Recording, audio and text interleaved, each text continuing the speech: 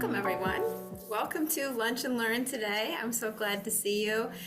We are concentrating this semester on keeping the human at the center of our tech-driven world. So remembering that we are all still people involved in this process, and we want to be able to keep ourselves involved, intrigued, interested.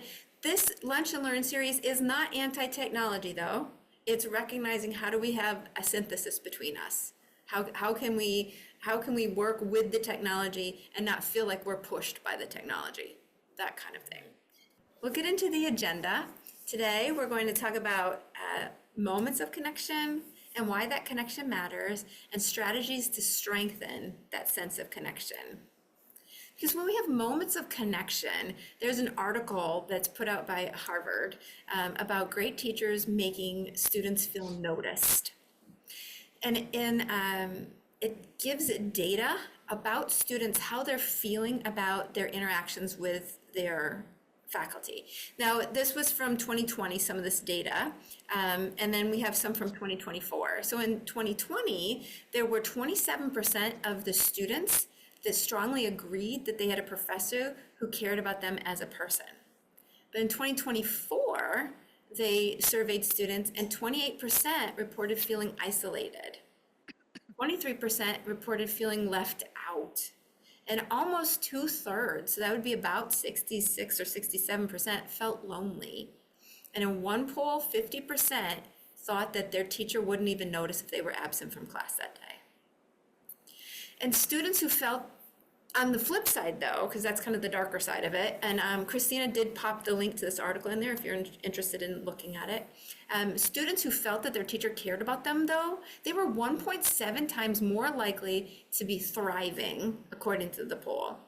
And the analysis across 46 different studies found that faculty and student relationships in which the student felt genuinely cared for, those were actually linked to improvements in nearly every aspect of academic success. And in my research that I had done for my dissertation, it was about building community, particularly in online situations, and looking at the instructor as that key role, that key player in how community is built and how students feel supported. And there are indicators that it helps with motivation, and it also helps with stick-to-itiveness, is what I like to call it, but really that means that they stay with the program, they stay with the college to completion. When students feel included, seen, heard, and they feel like they have a relationship with someone at the college and with the college. So one of the ways to try to help make sure that your students feel like they're connected and they belong here or they belong in your class is to become a better noticer. And in order to do that, there are three strategies that we can look at, three approaches. You need to know the barriers to noticing, make space for connection, and gather some insights to really help make those relationships. So let's dive into this a little bit. We want to know the barriers. We understand there are barriers to noticing others. There's time crunch. And we are all, as faculty members, instructors, staff, whatever role we're playing, we are crunched for time. And that's the first barrier to truly seeing others, is because we're in a hurry. I mean, don't you feel like that often in your life? I'm trying to meditate, I'm trying to do yoga, but sometimes in the moments in between, I'm feeling like, wow, I need to get to this next place. It's almost painful to walk too slowly, right? Because if you hurry and care cannot coexist together, because it's difficult to care about what the message that someone's sharing with you if you're in a hurry. You're not really listening. You're kind of looking at your watch, things like that. So noticing others takes time. And we're thinking about the attention span. In fact, we noticed that it has decreased over 2 minutes that it was in 2004 to now it's only 47 seconds. And really think about, for instance, our social media world. When we're scrolling and we're deciding, if I want to engage with this one, if I want to engage with this post, oh, okay, this one maybe I'll pay attention to for a minute.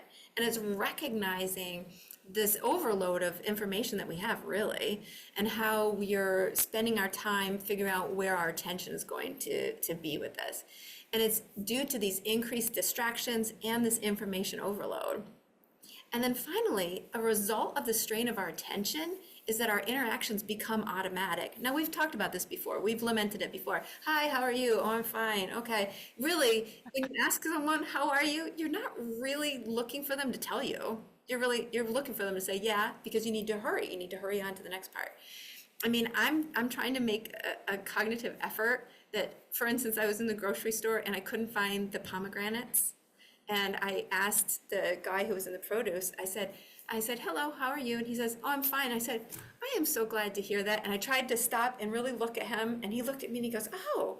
And he said, thanks for asking me. And then he connected with me. That man walked me all over the store to find the pomegranates. I mean, he spent time with me and it was nice. And now I'm not giving you any of these examples, by the way, to show that I'm perfect. I'm giving you examples of ideas.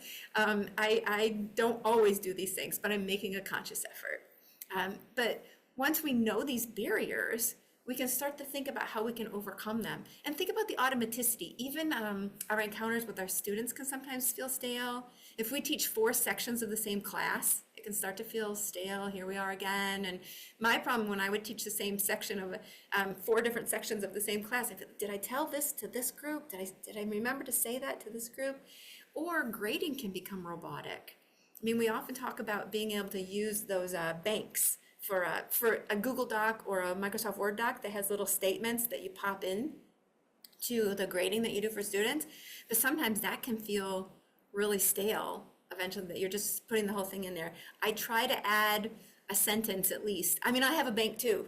Don't get me wrong. I'm not saying write it all, everything, but I have the bank, but I try to make it personal to the student by adding a sentence that reflects something that a sentence or 2 or more, but that reflects what they said specifically. And I definitely at least try to put their name in my feedback, so that way it's in there. But those are some ways that I try to overcome it when I'm working with my students. They're not huge ways, but I'm trying to do these little things to try to connect. And we've got some more ideas of how to overcome those as we go through today. You want to be able to make space and use your time for connection. And the first thing is to optimize these interactions. So we are not saying have another meeting, because we already talked about how much of a hurry we're in. But we're talking about being able to optimize when you are together. So using those real-time interactions. So a lot of times we say, this meeting could have been an email, could have been an email. And the reason we say that is because it's robotic, it's automatic. We're going through the laundry list of what we said and we're just really sharing bullet points. We're not having these real conversations. But so it's recognizing, okay, sometimes you can send things by emails. We put things into announcements, we put things into our emails, other communications that we send, but we want to have class time, have some genuine check-ins and support when we're in class together. And I know that looks a little bit different if you're face-to-face versus a hybrid or versus an asynchronous class, but we'll talk a little bit about that too. And we want to focus in on not just what students are doing, but how they're doing to help them feel that connection. And we want to leverage those in-between moments. So these are the in-between moments that maybe we get to class 5 minutes early if we can. So when students are coming in, we can greet them by name and we can say things about them or say things to them. Or if we can, I know we're all in a hurry, I remembered that, and sometimes we do have classes that are back to back, so it's impossible. But when we can, we spend an extra 5 minutes maybe just so that we're there when they're filing out of the class. It gives them that opportunity. If you're doing a Zoom, you're there a few minutes early so that you can chat for a minute with them, or maybe a few minutes late if you can. But these are, if you have the opportunity, you can also offer maybe some virtual student hours if you have that opportunity, or in conjunction with your general aid on. I think a lot of faculty do this already because they're trying to make their hours available for other students who might not be able to always make it to campus. So I do think a lot of faculty are doing this. So I would like to applaud people who are trying to find that balance between the two so that they can support all of their students. And because the key to using the technology for that connection, it's not just about efficiency, but it's helping to make those connections available. Christina had some thoughts about this. Did you want to be able to share those at all, Christina, at this point? Sure. When we were talking about this session beforehand, we really wanted to hammer home that using technology for efficiency is also good. But when you use it for efficiency, you then take that time you would have spent writing out all of those repeated comments and you use that energy elsewhere. So just to use from myself as an example, I used to grade a lot of essays when I taught high school, and I might have to write, 1,000 times a comment on essays about dropped quotes or something like that. And I had that bank, just like Laura was talking about, that sentence already written out that I could put right on an assignment.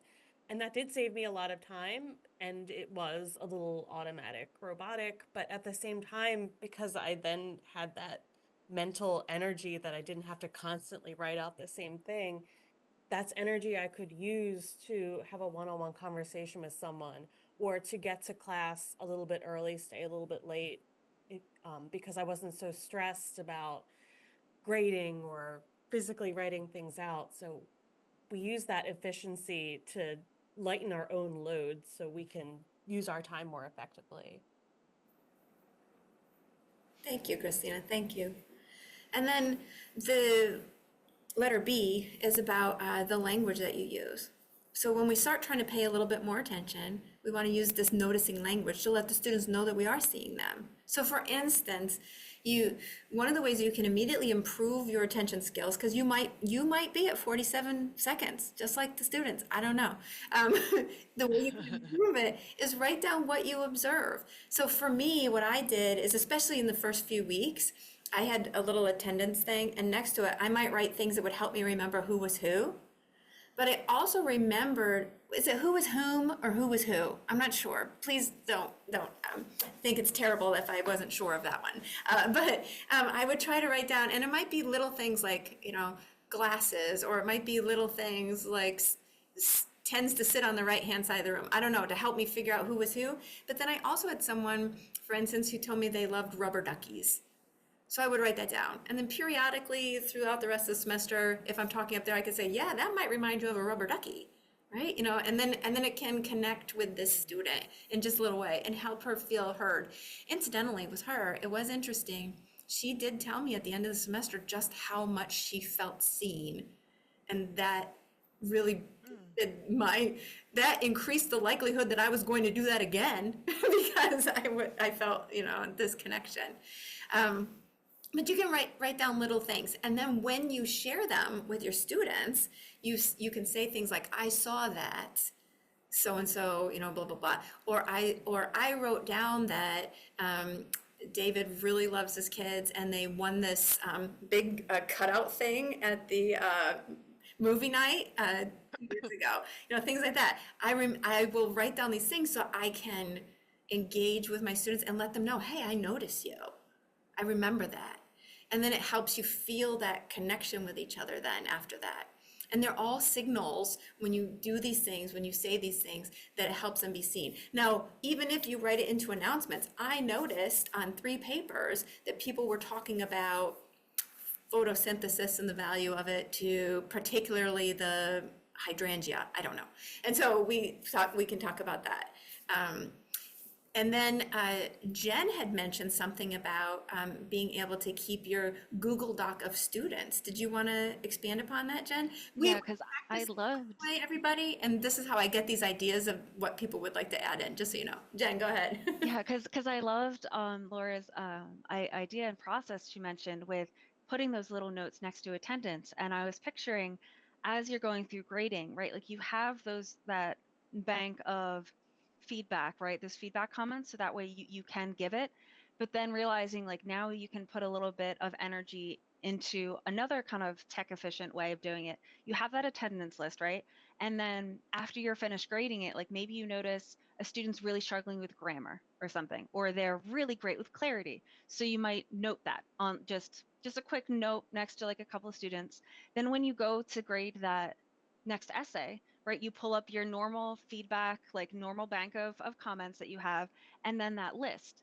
And that would able you to have the technology remember all of that information for you, but then you can go and be like, oh, great job so and so, like you really improved on your grammar this time around, or like your essays like are always like so clear and to the point, I love it.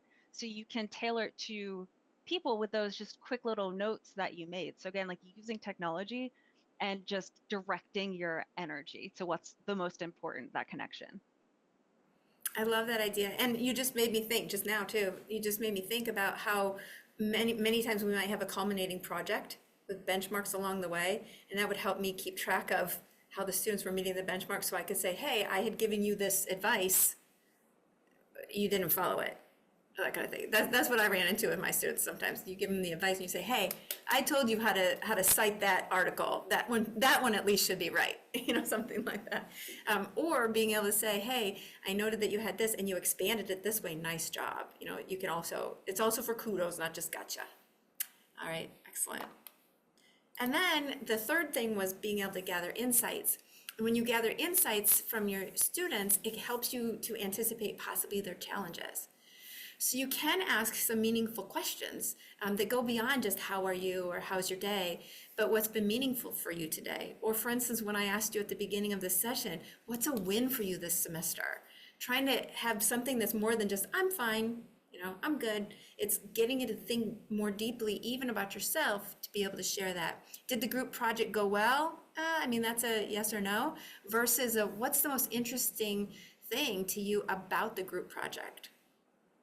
Those are different ways to be able to talk about the question. You can also check in on energy and emotions. So I have had a few faculty members here share that they do this. Does anyone in the room do check-ins with their students when they come to at least some of their sessions? Anyone? Okay, so some of your colleagues are doing something like this, and they use a practice of, say, green, yellow, and red for the check-in, or a smiley face, frowny face, something like that. But it just helps the students be able to give you a sense of what their energy level is, or their understanding when they come into the class, and it gives you kind of just that little spot check, so that you know how you can respond and kind of tailor what you're talking about with your students. So for instance, green might mean that they're able to be present in the class right now. Yellow, they're kind of stressed, and red means they feel overloaded. You can tailor these descriptions to what matters the most, and you don't have to do it every time. It gets old if you do it every time, but maybe you do it just before a big assignment that's due, or you do it just before today's going to be a really heavy class, so you want to take stock of where they are. If you do it every day, it becomes stale and it becomes rote. Remember that automaticity we want to avoid? But then you can also have follow-up questions. What's giving you energy today? What's taking away your energy? And it's just giving them that opportunity to share things. And then you can kind of separately be able to talk to students. For instance, if the other ones are in independent groups or in groups, you could also ask someone, hey, I noticed you're on red today. What can I do to help? Something like that.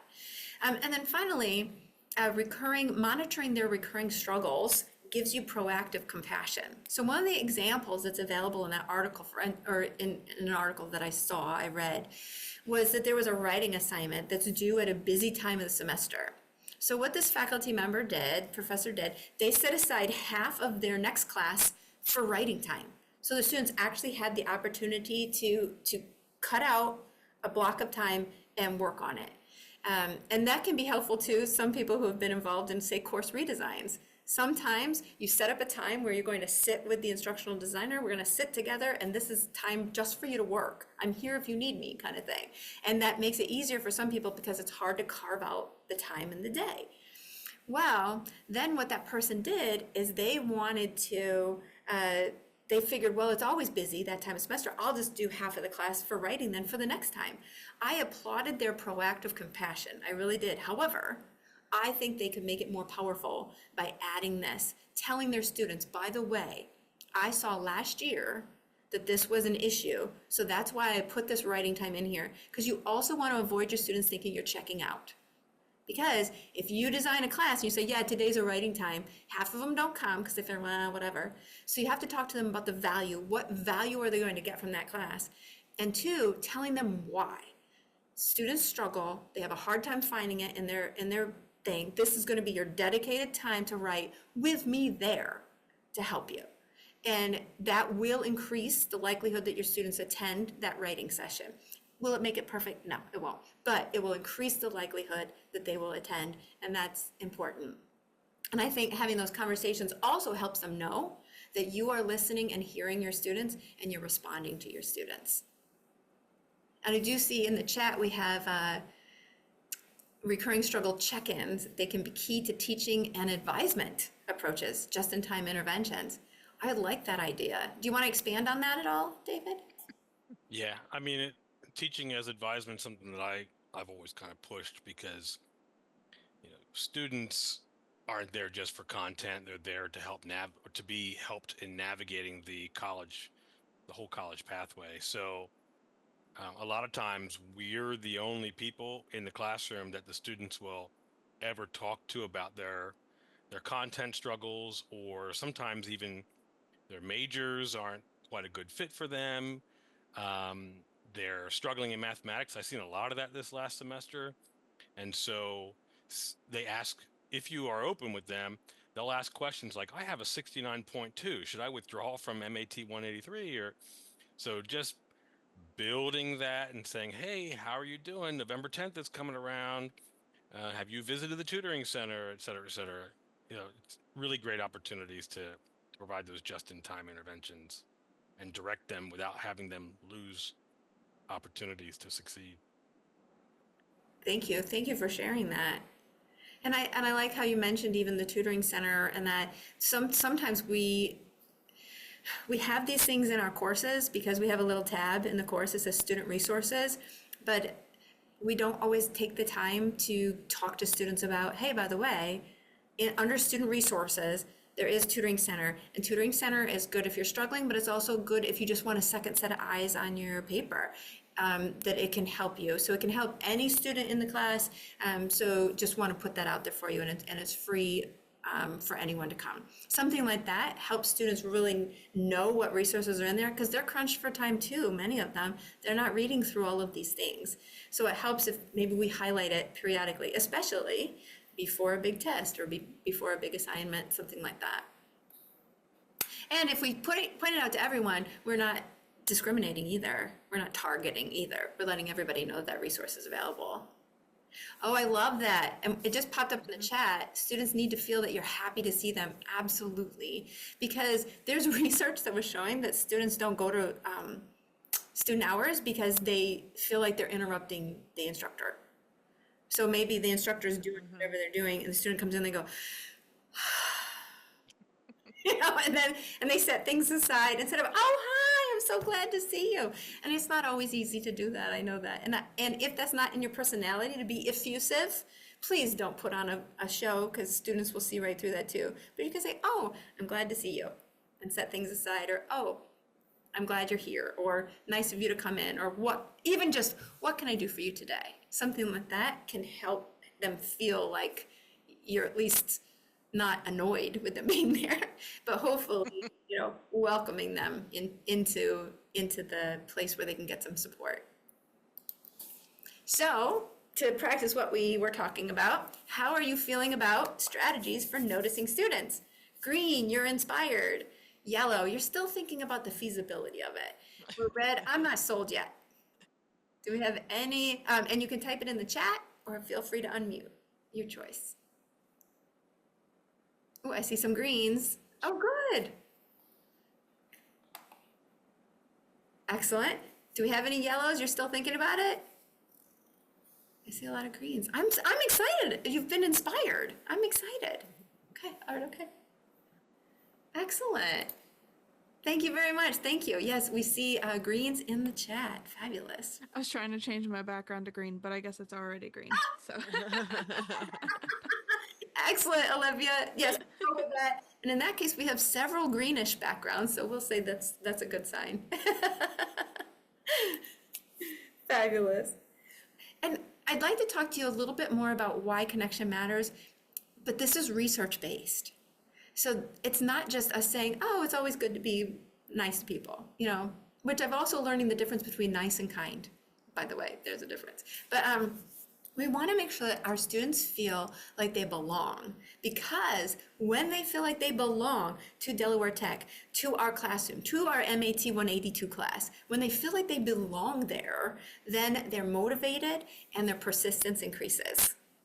Emotion and cognition are intertwined. Students learn better when they feel valued. And connection increases their engagement, especially in hybrid or online settings. So this is one of the things, I've taken online courses, and you can feel disconnected from everything because the majority of students are in online courses, and I don't really have a number to back that up right now, but they have their own lives going on. They're in an online course because of the convenience or because of their schedule, things like that. They're excited to be able to have that opportunity to go to school to make it through because they have to be home to pick up their kids, things like that. There's various schedule things. There are some other reasons people take online courses, but many students take it for those reasons. They have other things going on. So it's really easy for them to feel disconnected from the school, from the college. Now for me, I had taken them in my doctorate, and we had intensive residencies that I had to go to Arizona for the course. When I went to Arizona, that was the first time I really felt truly connected to the school. Because then I walked the grounds, I went to the bookstore, I got a t-shirt, things like that. So then you actually start to feel more of that connection. We can't always have those opportunities to be on the ground. So we need to find those ways that we can help students feel connected or engaged, even if they're online or in a hybrid setting. Now, there's a study that shows positive relations can be fostered, and not only through informal out of class. So I got this a lot. I was in K-12 for 20 some years, right? And we got a whole lot of go to student games, go to student activities, things like that. And Delaware Tech, I've been to a volleyball game, but I haven't been to a ton of events. But I do know that many of my faculty colleagues attend these events regularly. And they're great opportunities to show support to students, to show that time that you're taking to be able to connect with your students. But it's not always feasible because you have your own lives too, other things. Maybe you're continuing your studies, you need to be in your classes, maybe you have your own children's events to go to. There's things, so it's not only out of class things that have to happen to help people feel connected. You can use those formal class settings and active learning methods to support those interactions in the classrooms. So through your discussions, through your group work, but let's think about it kind of strategically. So we want to think about that actual social integration of the teachers and students and how that's promoted in the classroom. And it helps you to think about how even in a more formal context, you can start to connect. Those quality of the interactions is what plays a crucial role. Remember we talked about rote? So if your students are working in small groups, are you circulating the room? Or are you scrolling Instagram while you wait for the timer to go off? It's those opportunities that you have that are when you're working anyway. This isn't the outside stuff. This is when you're there anyway. And research consistently reminds us that students don't check their humanity at the door when they come into the LMS login. Their emotions, their motivation, their trust all play a role in how deeply they learn. And the spark of learning that Kavanaugh wrote this, the spark of learning, emotion drives attention and attention drives memory. And there's no app that can totally replace that. You need to have that human connection to help drive that. So currently, how do you try to help students feel like they belong in your class? What are some of the efforts that you make? Because that way we can all learn from each other. Go ahead, David, I saw you on mute. Yeah, so broadly, I try to connect what's happening currently in the class to what's coming further down the line, because again, that idea of did I even choose the right major? Students are always questioning whether or not what they're doing right in that moment has value and whether it aligns with their goals. So that's really a broad approach. And then individual belonging. I mean, I like to have fun. If you're bored, then your students are bored. At least that's my assumption. And so to me, half of the whole point of teaching is the community and the engagement and learning about each other and learning from your students. So I can't really imagine a classroom environment where you're not giving and taking on the personal side as well. So like very early on, I'll throw out random things like you did earlier on talking about LaFazius loves his kids and all.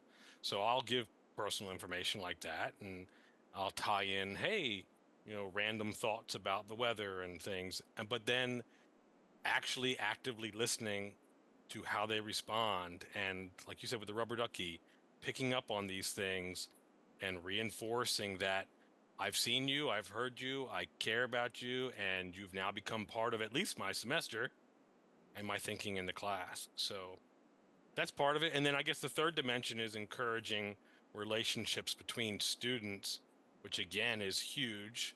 It's another big portion of the class experience. So it goes well beyond content for me, I think. Absolutely. And you can be instrumental in building a cohort of students that travel through the program together and support each other. 100%. We saw with Olivia, even her example at the beginning, with them choosing a background. In your background challenge, can you tell us a little bit more about it? Yeah, so I do it at the beginning, and honestly, I get these really cheap prizes off of Amazon, and like next time they're on campus, if they come to campus, they would get a prize. Like I'll have them vote on their favorite backgrounds. So it becomes a fun challenge. I throw up a little poll that you can vote for each other. Um, and yeah, so it's like a little competition, and it's just little random prizes off of Amazon, but it's amazing that when that's presented to students, they really get behind it for just the dumb little toy. I have to know, what's been the most interesting background you've seen? There are so many. There was a couple weeks ago, I had one student wear a green suit, so they were like the Invisible Man on the screen. So like at one point they had the dog in their hands, and they were like had the headphones on, and you could like see the headphones, but you couldn't see the face. That's brilliant. That's really That had to good. have won. Yeah, he got a lot of votes. And another student wore a panda onesie, like a little thing with a hood, and had bamboo background.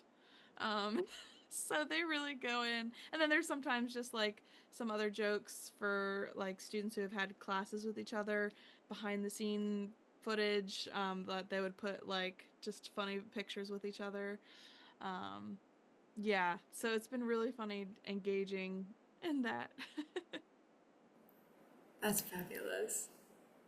And a creative way to try to use it in the online class to help Yeah. them connect. And with the background too, they usually like doing that, they tend to keep their cameras on as well. That's been a really big thing for me because yeah, teaching to a class online with a bunch of black screens is really tough. Yeah, it really can be. It really Hmm. excellent. Terrific. Thank you for sharing those ideas. So if we talk about a few more strategies to strengthen connection, we're going to talk about instructor presence, for instance. Instructor presence is the role that you play in your course that you're teaching. And it has a little bit of social aspect to it, has a little bit of cognitive aspect to it. We're really trying to put all of those pieces together. And one of the ways that you can enhance your instructor presence is through personalized video and audio feedback. And you can do that right in Brightspace. You don't even have to have a third-party thing, an external thing at all. You can do that right in Brightspace. You can make a welcome video. Now, a lot of your courses are coming with welcome videos as they're going through redesign processes. You can have a welcome video in there already that the course lead probably recorded.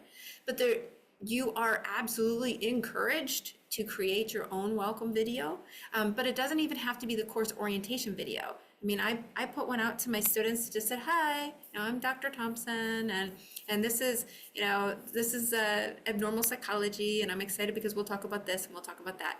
I did want to add something. David, he inspired me when he was talking, that he said, oh yeah, he'll tell them, oh, I love my kids, things like that. If you are someone who's not comfortable giving personal details in your class, you don't have to in order to still build connection with your students. So I did want you to not feel like, oh, now we're saying lay your heart bare or anything like that. That's not what we're trying to do here.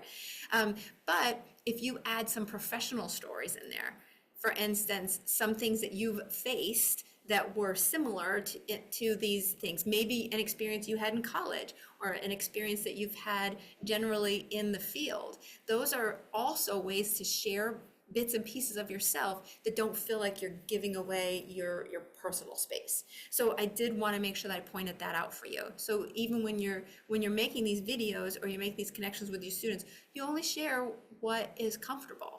And especially focusing on the professional, students love to hear your professional stories. You might think, oh, boring. No, they want to go there. That's what they want to do. So they're excited to hear about these things that you encountered, especially the struggles that you faced and the way you overcame them. They want to know, okay, how do I solve that problem in the future? What's an idea? And welcome videos, short check-ins. And then we had another idea from Jen that was talking about bolstering things that students do well. Would you like to talk to that a little bit more, Jen? Yeah, just pointing out, because we were kind of talking before, right, about having that attendance list, and you can note things to follow up with, things that they're struggling with, but also just helping to point out things that they're good at. Like, especially if you do have students that are continually turning in A assignments, that's awesome. But then usually we do have a little bit less of a connection with them because they don't need us as much.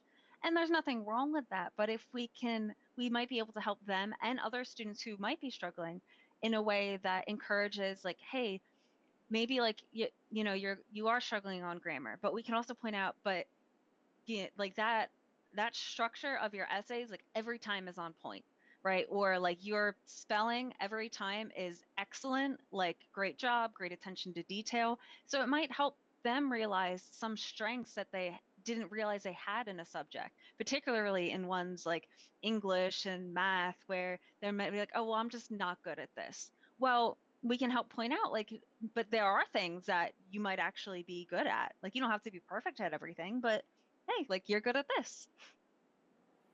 Excellent. And you were just making me think, especially at the beginning of it, when you're talking about the students who get A's generally, it is the way that it works that they don't often get as much feedback or detailed feedback or to have that opportunity to feel connected through feedback from their instructors. One thing that I tried to do when I had my students, and I taught online and then I taught face-to-face, in either situation, I would try to share things that were going on at the college also in my announcements. So little things that I noticed, just in case they might be on campus, or things at night, like the movie night that is at night, so maybe they could make it to that. Just letting them know areas where they could try to feel that connection and they could try to join the community. And I do remember, for instance, I posted in there about student government. They were taking oh, no, the student leadership thing that they have, the student leadership thing. And I posted that for all the students, but there were a couple of students that I also messaged them separately to give that golden invitation to say, by the way, I put this information in the class and I really think this would be an opportunity you might enjoy. And that also helps them feel seen and heard. And those are your higher achieving students who maybe don't always get that specific feedback. That specific praise. They still want something besides well done. They still want something that tells them, what did I do well? What did I do right? I want to know that. And they might want to know even more than some of your other students. Tell me. You can have your community rituals, those weekly check-ins that could be done with Padlet. We'll talk about that in the next one. How's your week going? You can have gratitude walls or shared wins like we had at the beginning. There's inclusive design. So we want to think about accessibility. I don't ever want to ignore that in anything that we're talking about. It's not just about compliance, following the law. It's a way that you show that you care. You connect briefly to, and we can talk about warm-ups, a note, noting the abilities of your students. Some instructors might have students stand or move for activities, but we have to remember, so for instance, I had a lot of activities that involved movement or regrouping in my class time, but if I had had a student who maybe had some physical reasons that they couldn't do that, I would want to rethink how I did it. I wouldn't just want to be like, okay, you sit there, or everybody, Jack's in a wheelchair, so everybody go to, his members always go to Jack. Try to think about different ways that you can do it. Or if I'm saying stand up if you agree with, I'm going to have to figure out a different way to do that. So just it's having that cognitive awareness of recognizing what students can do and what they can't do. And Christina did have something to be able to add about accessibility. Yeah, just again, when we were talking about this, if I'm a student and I'm used to being excluded for one reason or another, maybe because I'm used to teachers or instructors doing those get up and move activities that I can't participate in, if I notice that my instructor has thought of me ahead of time, I'm going to feel much more connected to that community. Excellent. And we did talk about accessibility in previous Lunch and Learns, and Christina dropped a link to our CCIT digital accessibility webpage in case you'd like to learn more about that. And then we do want to talk about validation and voice. You can use surveys right inside Brightspace, and they can be anonymous, or you can collect names. It depends on your purpose for the information. But you can ask them, what helps you learn? What barriers do you face? What's going well? We don't talk enough about the things that are going well. What did I do right that helped you learn more? Because I want to know if I should do that again. Those are things too that it's okay to say that. And we were talking about even the little side notes, and we were talking about looking at those things that we do well. We often will talk about all the things we still have to do, our to-do list, things like that, what we have coming up. And I'm going to tell you, this is a little side note, but I'm fascinated with it, and I just heard about it in the past few days. There was research that showed that individuals who went to bed, remember, you've heard this theory, when you're going to bed and your mind is racing, write down all the things that you're thinking about, because at least you've written them down. It gives your mind a break. Your mind can say, okay, it's written down, I'll deal with it tomorrow. They had a study that did that, and then they had another group of people who, instead of writing down all the things they needed to do, they wrote down all the things they accomplished that day. Those people slept better.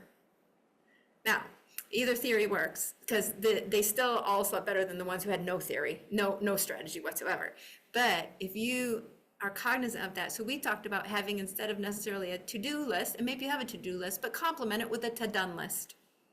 Or I will tell you, mine is called a ta-da list, because when I check it off, I go, ta-da!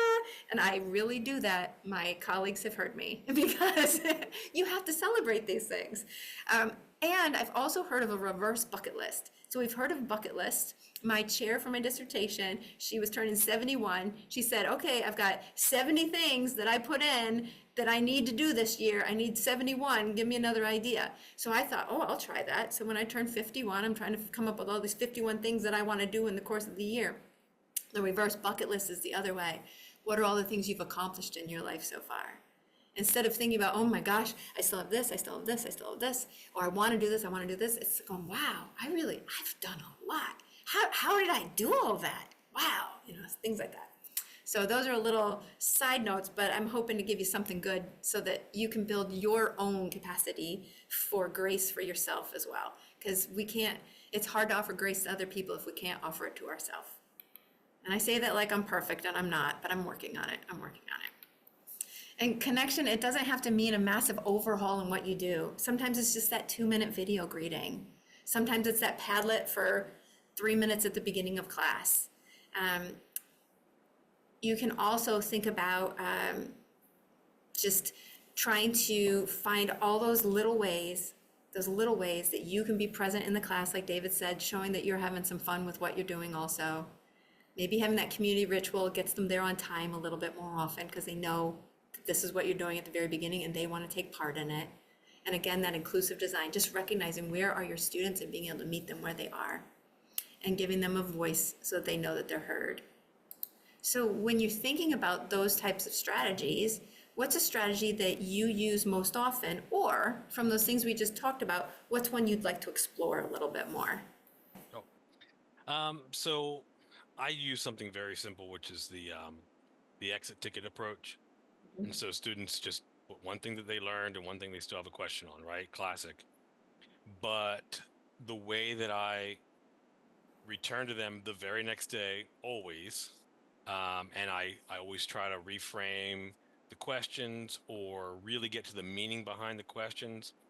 It appears, at least in practice, that the students really feel seen and heard during that, and it helps to let them know that even if they are hesitant to share, they'll always have the opportunity to really get their thoughts out.